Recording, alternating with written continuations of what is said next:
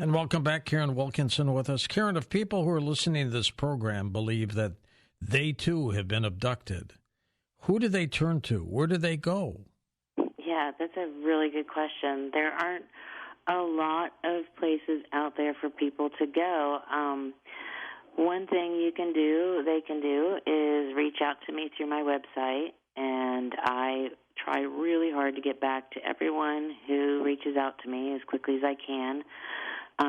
I'm researching a couple of different organizations that offer to be there to counsel and talk to abductees, but I don't want to put anything on my website until I feel like I've vetted it fully.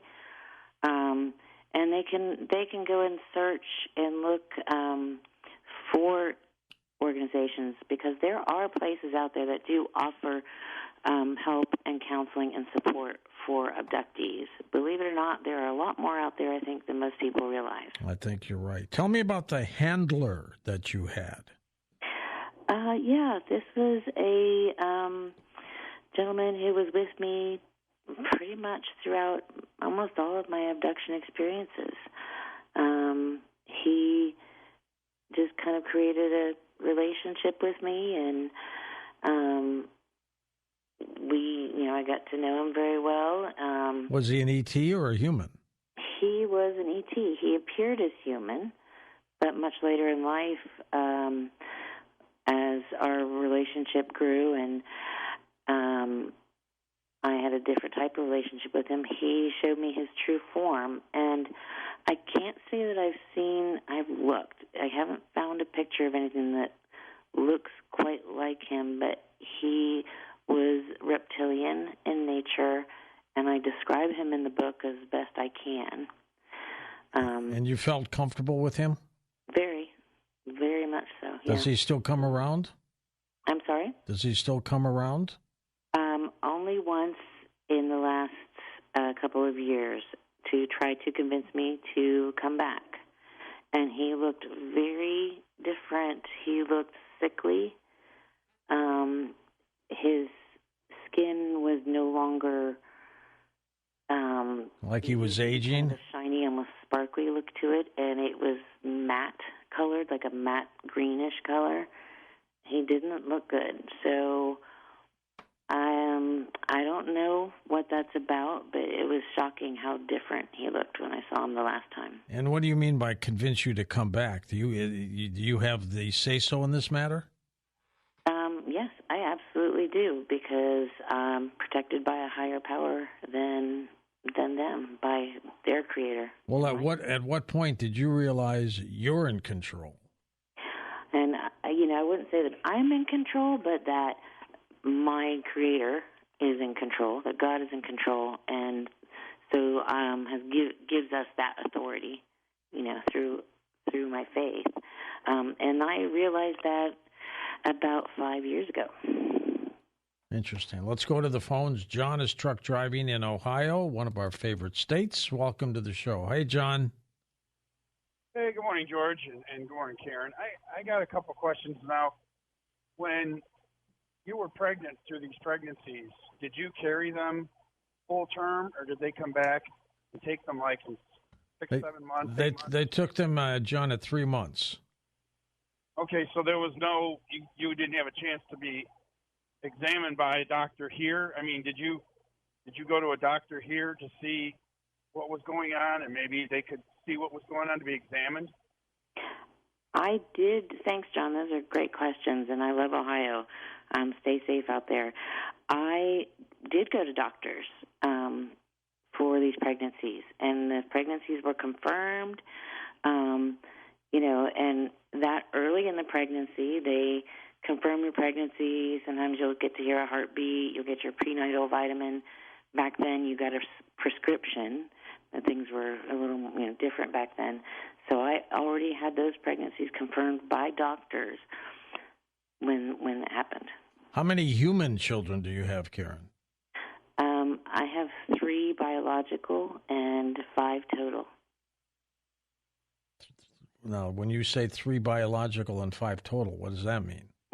That we've adopted a few along the way. Oh, you have? Okay. All right. And then 3 hybrids that you know of. That I know of, yes.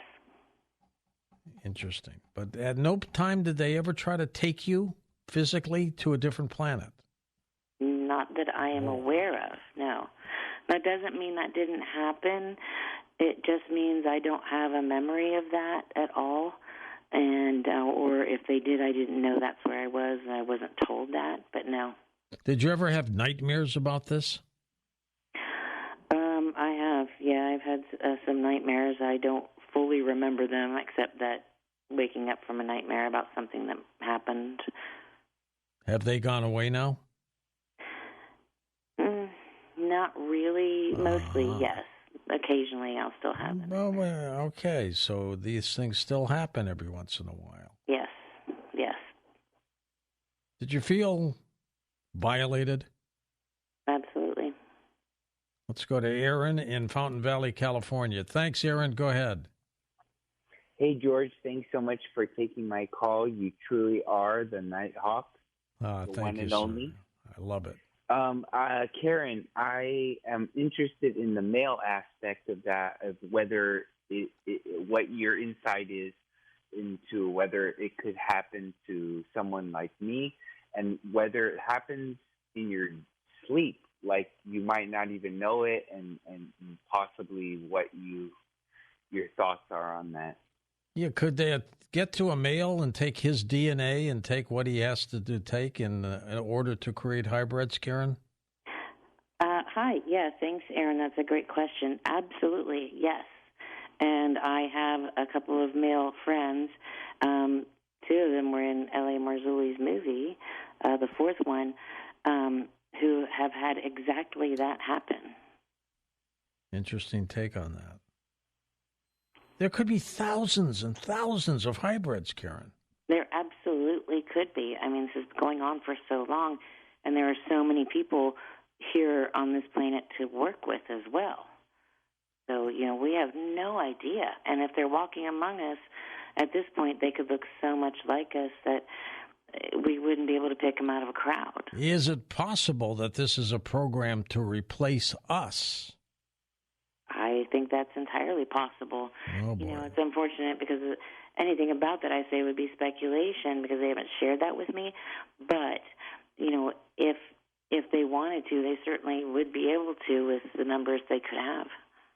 Let us go to Brendan in Austin, Texas. Hey, Brendan, go ahead, buddy. Thank you, Karen and George. Very interesting. Thank you. All the shows tonight and this week have been great. Different hybrids are maybe different tools, right? You got to use a different tool for the right job. I saw a gray one time, and it was kind of negative and definitely deceptive, I can tell you. But I think that there was positive things helping us. And I had 2 coworkers who they don't really know that I'm curious about this topic. They were newer. All the people that have been there forever, I mean, they know me, but they told me that they were both in Seguin, and they independently told me this, months apart, if not a year or more apart, both in Seguin, Texas, which is nearby, in Whitley-Strieber type area where I live in. And they said, one told me that there was a gray in their living room she saw crossing the living room, and the other one told me that there are orbs that come down and that the coyotes will go into a frenzy and that they start screaming, and it sounds like they're eating each other alive or panicking, like a crazy frenzy you've never even imagined. But how do people know if they're being abducted or if they have been abducted? And then what did you think about Whitley Strieber, who I have a lot of respect for, I'm sure everybody does, doing a circle with his book Communion, which, means coming together. And then he was pretty trepidatious about ETs and probably still is and cautious for a while. And then he kind of has come back around, and on Twitter in his latest book and on Coast to Coast, he's talking about ET helping us and stuff like that. And I think having evolving views is healthy and natural regarding this topic. And then these are more rhetorical. You don't have to answer them. This is just for thoughts. But if grays are as evil as you had felt, why do you think that they let you tell the story instead of eliminating you? And could the hybrids have been upset with you because they felt abandoned by you, that you didn't go with them, that your mom that you're their mom and you didn't go with them. And when you cried out, Jesus, that they realized that they were upsetting you or hurting you and let you go? Those are great questions. Wow, that was a lot, Brandon, and some interesting stuff. I'm in Texas too, so I'm aware of a lot of the places that you talked about. You asked why, if they were not benevolent, then why didn't they eliminate me or hurt you? When I decided to write the things that I wrote? Because I'm protected by a power higher than they are. Brendan, I am protected by the Most High. And they know that, don't they? Yeah. And I've watched them back away, and they can't touch me, and they know it. Not that they haven't tried. Trust me, they have. But I've got a good friend named Vicki Joy Anderson who wrote a book called They Only Come Out at Night, and she has helped me with breaking covenants and things like that. She's just amazing. I think she's going to be an upcoming guest on our program. She is. I think she's on October 30th. And she's been on before, I believe, too. So yeah. She's amazing. Another one of L.A. Marzulli's friends, good friends. And so that's what happened there. And I think, I that's a really good point. Do I think that the hybrids felt bad, that maybe they were hurting me when I called out to Jesus' name? Now, the issue I have with that is that, they were standing there not offering me love, not offering me kindness, not offering me, hey, Mom, we love you. Will you come with us? Do you want to be with us? There was none of that. It was, come with us. It was done with no kindness or love whatsoever. There was no love and light there. Just no emotion. No emotion. Well, there was some emotion. It was evil. It was just negative towards me. It was like they hated me. You could just feel this seething hate come off of them. And I was shocked by that, because the second I saw them, I was like, these are my kids. And the first thing I felt was love. The first thing I wanted to do was embrace them and just jump up and be like, oh, my gosh, I'm going to get that chance, And it makes me want to cry, because that's the first thing I felt. And their response to me was not love. Their response was just disgust and disdain. And well, they didn't get those kind of genetics from you, so I wonder how they got that part.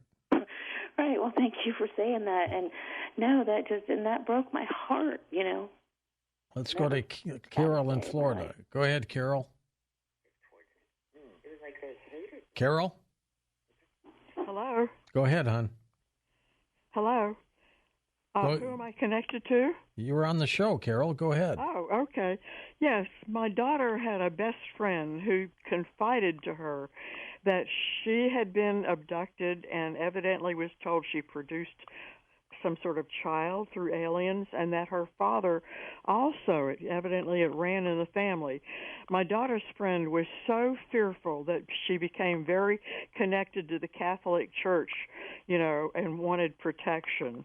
That is really all the information that I have, and this is important. This is an important topic and show. Did you believe her, Carol?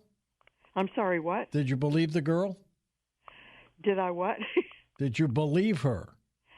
I do. I absolutely do. Yeah. And what do you think of that, Karen? Carol, good for you. Thank you for believing her.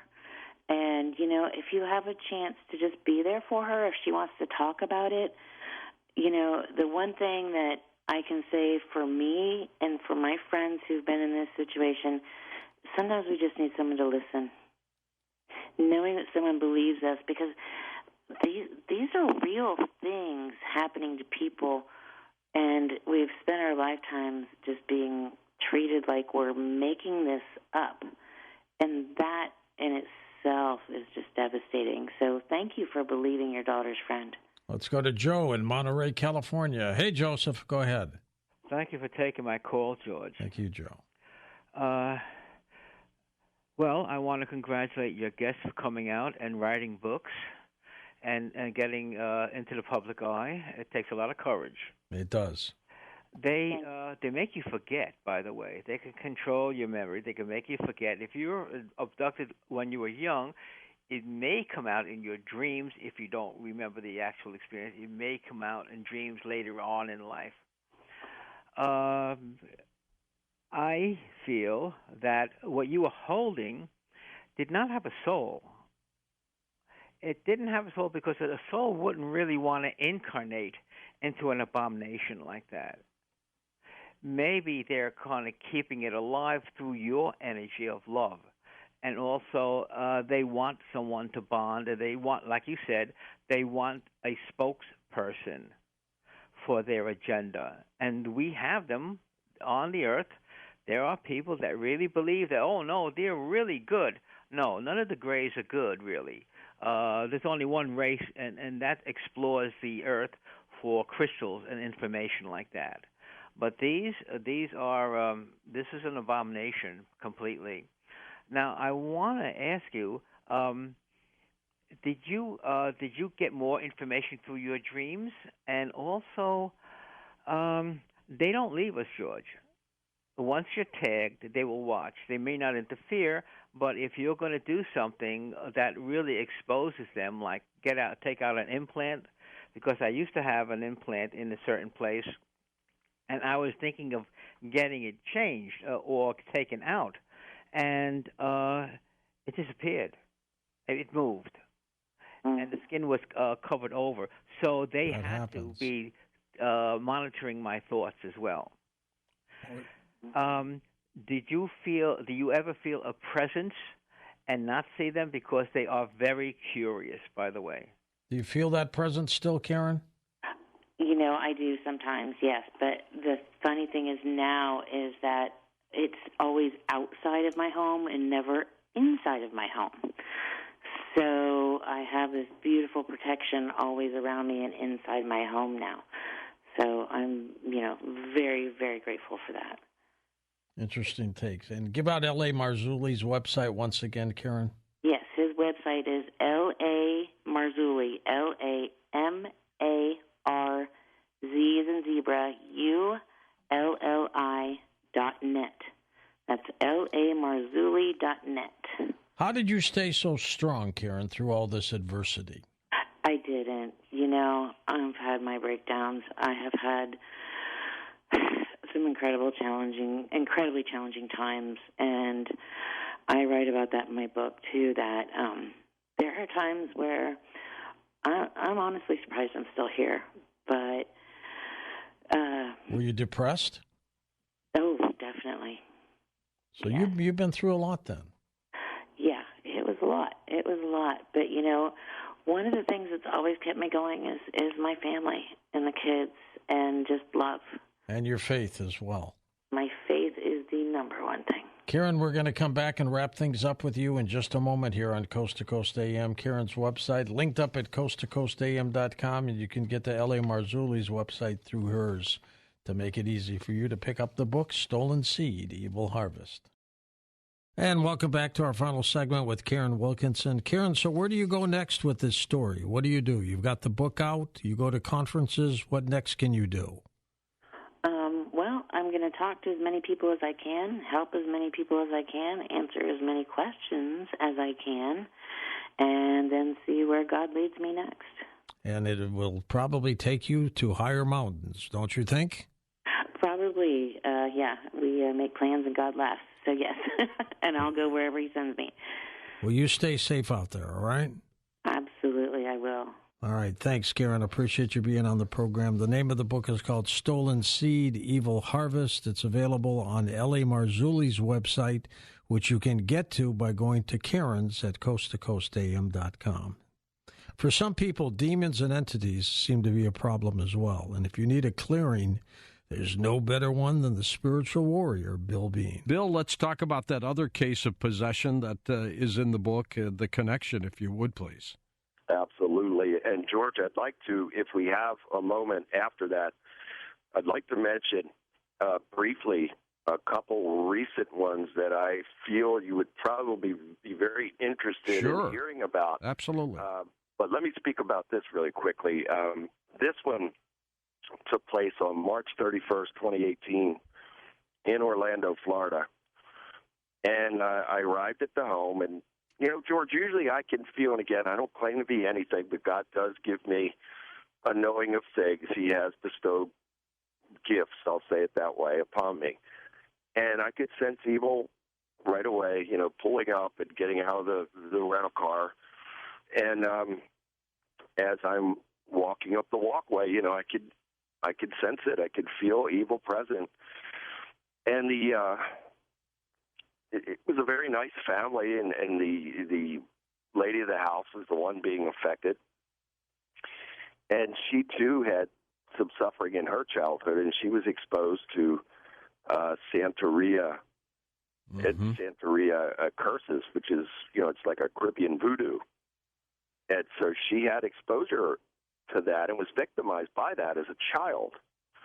And so she had been having on and off bouts of what she believed was demonic possession over the years.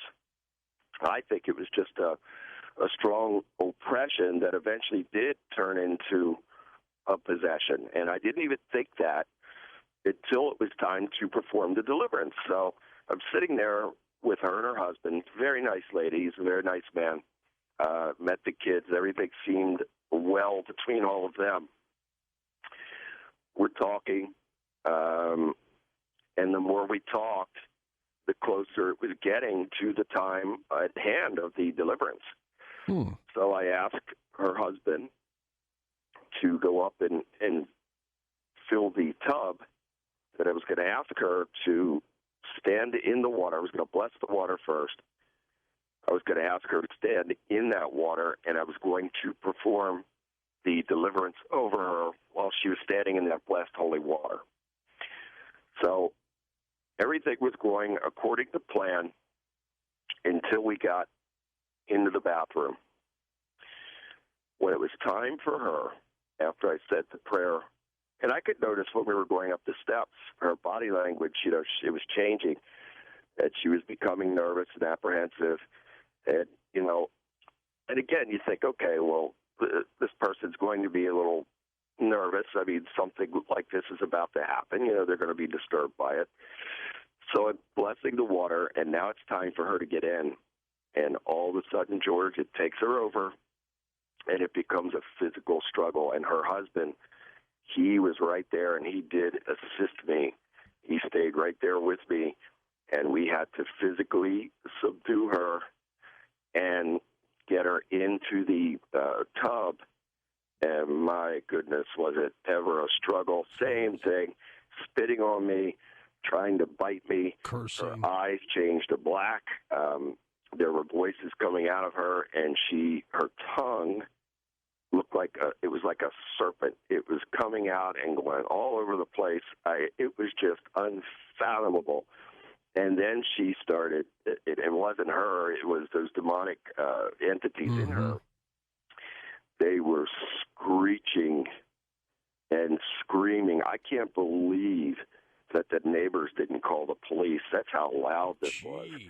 And so, again, I had to be unwavering in, what God was having me to do. And I continued, even with that screeching, and I continued to take power and authority over it. Every time I did that, it would stop, and then it would start back up again. So this was a battle back and forth for quite a while. And to make a long story short, God did work through me to deliver her from it.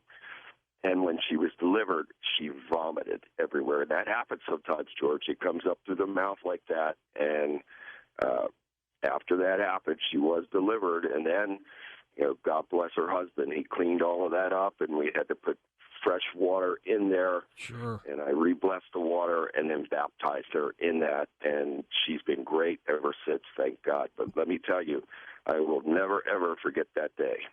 And it seems like she was calm, and then something really kicked her into high gear. What would have done that?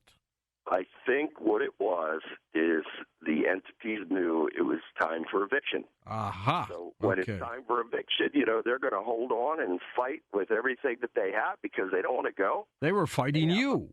Yes, they have a host body, And that's what they want. And when they can get into a person like that and have that level of control, they don't want to go anywhere. So I am definitely, a mortal enemy to these demonic forces. And again, it's by the power of God that I'm even still alive, George, because I believe that if the devil would have had his way, he'd have killed me a long time ago. That's by the power of God, I'm still alive. That's what I asked you, if you've ever been attacked or hurt. You've been very fortunate. Yes, absolutely. Can we say you were lucky? Well, I would say blessed. I'm definitely under God's full blessing, and I am not perfect. I don't claim to be perfect. I try to do the best that I could do and be the best that I could be each and every day of my life, because I have to be somebody to and for somebody every day of my life. So I can't let down. And so I thank God and praise God for that. And I will say this as well, that my life is 50 times more blessed than it's ever been cursed. And I could never thank God and praise God enough for that. Let's talk about a couple other little cases you had mentioned. Then we'll get into the Mandela effect, and then we'll take calls with you, Bill. What other cases did you happen to have? I want to talk with you about something that took place on November 18th, 2018. And your webmaster has it posted on the Coast to Coast site, a couple of those photographs. And this took place in Philadelphia, Pennsylvania. And this took place at the home of a family that I had already helped. I'd previously been there. I love them dearly. They're like family to me now. And I feel that way about all my clients. After this is over with, I try to be there for them and do anything that I can for them, and always be there and somebody that could comfort them and help them to move forward. So this is Anita Tetzo and her son, Chris Levis. Great people. Anyway, they started having problems again, and they asked if I could come back, which I did. And again, I sensed the presence of evil when I entered into the home, really walking up the walkway as well. But I entered in. Now, usually, George, I would never ask someone to do this because most people, they don't want to document. They don't want to take photographs. They don't want video. They're very embarrassed and ashamed by it. They don't want people to know it. But on this occasion, I felt that God was urging me to say to Chris, I want you to stand behind me as I'm going through this house. And they had had severe demonic problems in the past, and God worked through me to deliver them and to get rid of the garbage out of the home, and somehow it come back in. And so I asked Chris, I said, I want you to walk behind me as I'm going through the house and just take random photographs. I really believe that you're going to capture some things in these photographs. And so, sure enough, he captured many images, two that I believe to be divine, angels, and then the rest I believe to be demonic. And one in particular, which is on your Coast to Coast website, was this face. And I mean, it's very clear. It's very clearly defined. It looks like a demonic entity, and if you look closer at it, it looks like fangs. Oh, it's horrible looking. It's horrible. Yeah. Yep, out of the right side of the mouth. And so this was in the basement of the home. It looks like Frankenstein, the face, doesn't it? Exactly, George. Exactly. And I mean, that's one of the most defined pictures that I've ever seen of what I believe to be a demon. And so I was drawn over to the chimney area, and part of that house was built in the 1800s. And there was like a little potbelly stove connected to this chimney area, down in the basement. And it was a block wall. And I felt that there was a portal there. So this is something that I didn't discuss with you earlier that I should have, is that not only, do I have to, by the power of God, bind and rebuke and cast out demonic forces, but I also have to close the portals as well, because there are portals everywhere. That's not easy. Travel.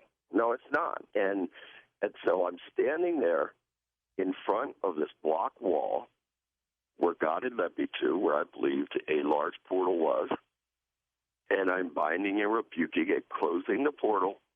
And as I'm doing this, George, just as you're hearing my voice now, this groan, growl type of thing came out from within the block wall. Anita and Chris were standing right there with me. We all heard it clearly.